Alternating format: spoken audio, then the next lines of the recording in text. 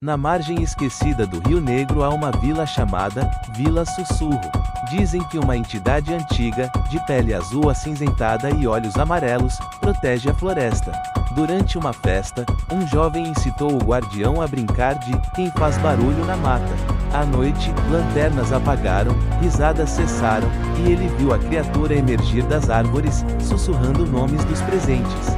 Na manhã seguinte, apenas a vila silenciou, e o som de passos vinha da mata, como quem volta para casa sem pertencer mais aos vivos.